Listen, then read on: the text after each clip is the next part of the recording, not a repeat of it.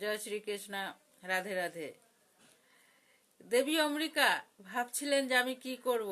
সে ভাবতে ভাবতে যেন তার মাথায় একটি বুদ্ধি আসলেন। সে বললেন, আমি নিজের লজ্জা বারবার তাকে দেখাতে পারবো না, তাই আমি দাসীকে সুন্দর করে সাজিয়ে তার কক্ষে পাঠাবো।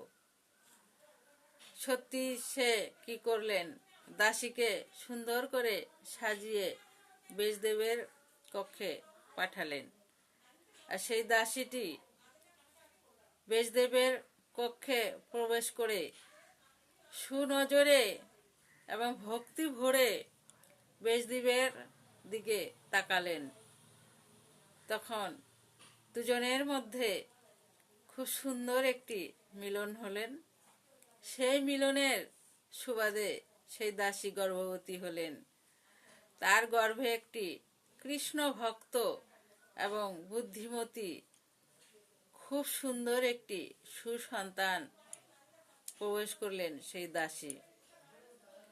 সেই দাসীর গর্ভে যে সন্তানটি হলো, এতটাই ভক্ত হয়ে জন্মগ্রহণ করলেন যে শুধু সেই যুগে নয়, যুগে যুগে তার নাম থাকবেন। মাতা সত্যবতীকে এসে বললেন, মাতা, তোমার আদেশ আমি পালন করেছি, কিন্তু তোমার বৌমা তোমার আদেশটি পালন করেনি। তিনি দাসীকে পাঠিয়েছিলেন আমার কক্ষে। সেই সুবাদে সেই দাসীও একটি পুত্র সন্তান জন্ম দেবেন। সেই সন্তানটিও হবে খুবই সুসন্তান, কৃষ্ণ ভক্ত, যুগে যুগেই তার নাম থাকবে। সেই বলে ব্যাসদেব চলে গেলেন। কিছুদিন পরে দাসী একটি পুত্র সন্তানের জন্ম দিলেন। সেই সন্তানটি হলো ভক্ত বিদুর।